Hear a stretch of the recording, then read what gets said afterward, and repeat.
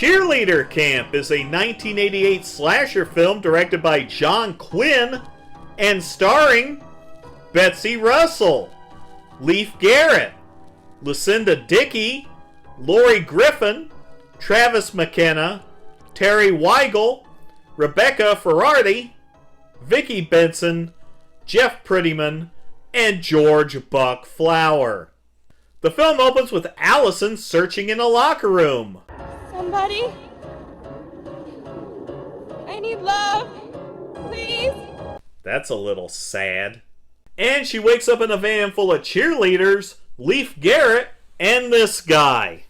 Yeah, well, I just want to get laid, all right? Timmy, you wouldn't know what to do with it if it walked up to you and bit you on the nose. Oh, and thank you for the vote of confidence. It's true, you know. They arrive at the cheerleader camp, and it's a drive-by mooning. They meet Miss Tipton, who will be one of the designated bitches for this film. George Buck Flower always plays the creepy drunk. They all get settled in their rooms discussing a plan to win whatever contest this is. This is stalking.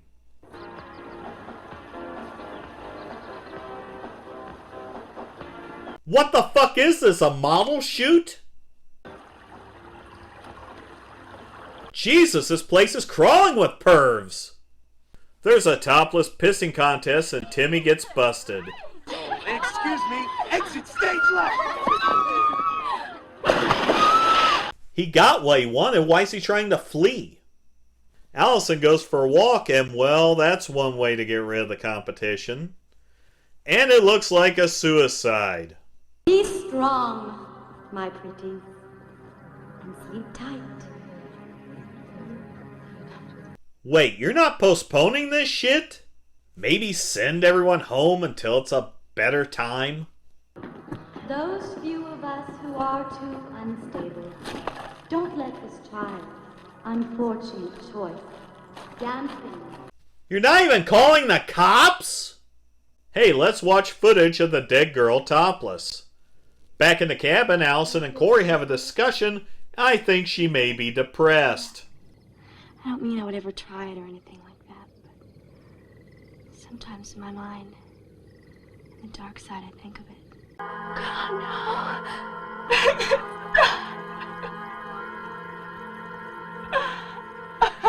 The fuck?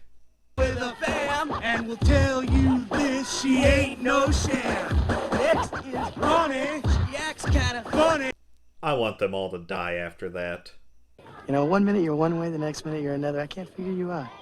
I can't figure myself out either. Seriously, does anyone actually walk on their hands anymore? Allison hits up the freezer and that's not very hygienic.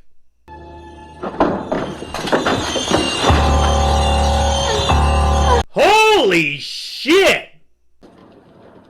So what the hell were you gonna do, Miss Tipton? Serve her for tonight's stew? Finally! Is it just me or does this guy look like an old Chris Pine? The sheriff seems to have something going on with Tipton and I really hope he didn't pay much for that haircut. The Pirates line up.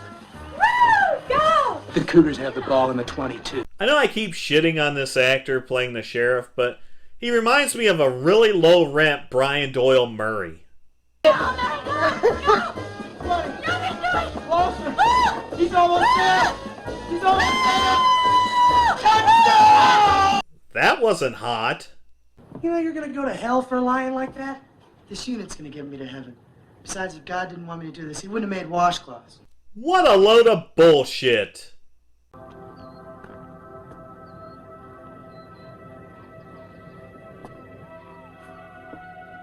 Is this B&E? Almost busted. I wonder what's in that bottle. The opening ceremony starts and it's sabotage with porn. You're disqualified. Go the fuck home. Leif Garrett then works on his relationship with Allison. Why don't we go someplace where you can get more comfortable? I don't think tonight's a very good night. Ever since we've been here, it's never a good night. You've been there one night. And he ends up ditching her ass.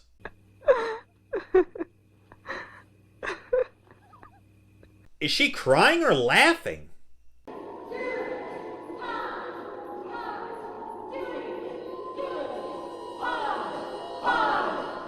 Is she dreaming? I don't know. Do it again! Do it again!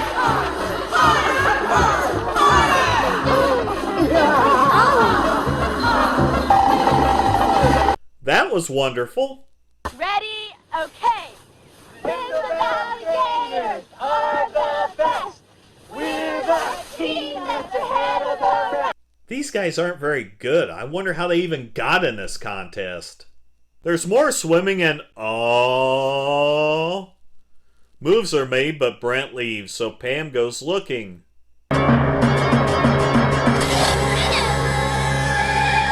Man, those blades are going to rust up, leaving them in her head like that.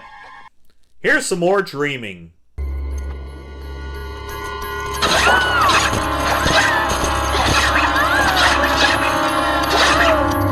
Damn.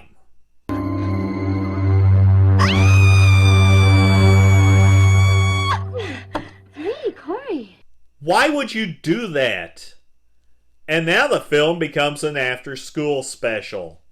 It's the night of the big contest, and where's that bitch Pam?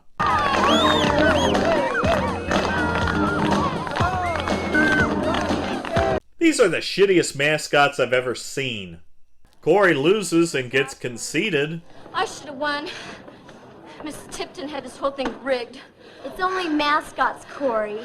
We've got more important things to worry about, like where's Pam? She's dead. They attempt to do the performance without Pam, and it looks like some thrown together shit, with Timmy almost killing George Buck Flower. We never find out who won the contest, but we go straight to the crowning of the queen. Teresa leaves to look for Pam, and Bonnie wins! Where did the band come from? I want that hat. Is that real pleather? Teresa finds Pam, and yep, she's still dead. She goes to the road and is spotted by a van, and the chase is on.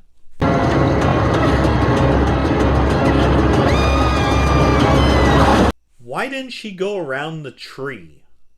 The remaining members of the team go looking and are then turned around by Buck and go back to the party. Allison calls the sheriff and Miss Tipton goes out looking.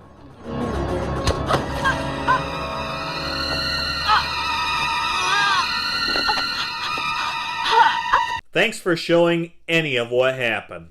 The hell? And they found Teresa. Jesus, this is the longest death ever.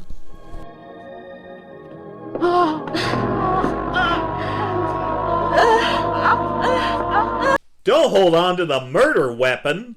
Corey shows up and let's get the fuck out of here. And everyone hauls ass. How did he miss her lying right there in the middle of the room? Guys, hurry! Let's go. Why don't you warm up the van? No one knows what happened to Pam, so essentially, you're just ditching her ass. And the van has been fiddled with. They go out in the woods again, but they're ran off yet again by George Buck Flower. And now they're all separated, which is great for the plot. They discover Timmy's camera and we have a found footage film.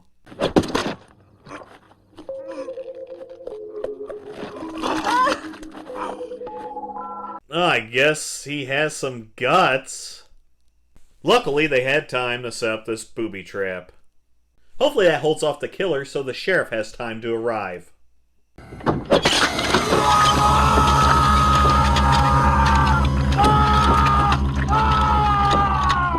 Yep, he arrived. You're dog meat, boy.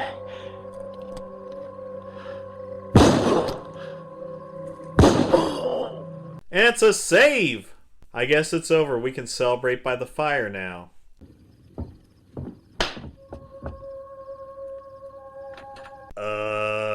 Corey and Bonnie go to call the cops again, and Brent decides this is a good time to assault Allison. Brent goes out looking for Bonnie, and Corey tells Allison that Brent is actually the killer. They go outside, discovering the number disconnected, and... The cops finally show up, and Allison is getting blamed for all of the murders. Oh, I guess Corey was the killer. And she lived happily ever after. When I first heard the title Cheerleader Camp, my mind went straight to 80s teen sex comedy. And the thing is, you probably could have built a better plot making it a comedy instead of whatever the hell this is. The film feels more like 3 hours instead of 90 minutes, with bad acting, a plot that goes nowhere, and disposable cardboard characters. Cheerleader Camp isn't interesting at all, and isn't very good even by slasher standards.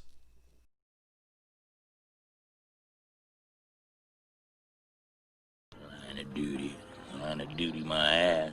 Line of dirty, more like it.